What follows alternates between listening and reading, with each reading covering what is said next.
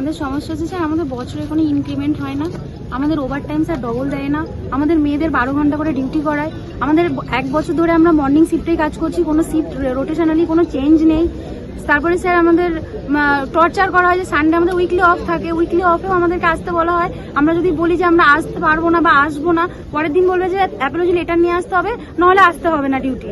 আর প্রতিটা কথায় ইনচার্জরা একটাই হুমকি দেয়, বা এসআই সিআইসি যারা স্যাররা আছে তারা একটাই হুমকি দেয়, আসতে হবে না। কোনোদিন যদি স্যার আমাদের যে প্রবলেমটা থাকে স্যার, ওই প্রবলেমেও যদি আমরা 2 থেকে 3 দিন যে শিফট যদি চেঞ্জ করার কথা বলি, সেটাতেও ম্যাডাম যে আছে আমাদের তিনিও অ্যালাউ করেন না, কেউ অ্যালাউ করে না। ক্যান্টিনে খাবার স্যার ফেসিলিটি ভালো না স্যার, ক্যান্টিনে ঢোকা যায় না প্রথম কথা খাবারের জন্য।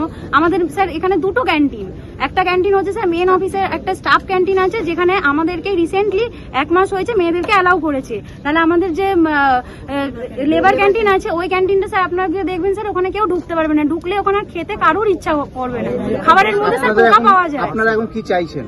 স্যার আমরা চাইছি স্যার আমাদের ওভার টাইমটা স্যার আমাদের একটু ডবল করার চেষ্টা করুক, আমাদের ইনক্রিমেন্টটা স্যার একটু বাড়াক বছরে সবারই স্যার, আমাদের রোটেশনালি স্যার শিফট চেঞ্জ করুক, 12 ঘন্টা করে আমাদের ডেইলি স্যার আমরা 12 ঘন্টা করে করতে পারবো না স্যার।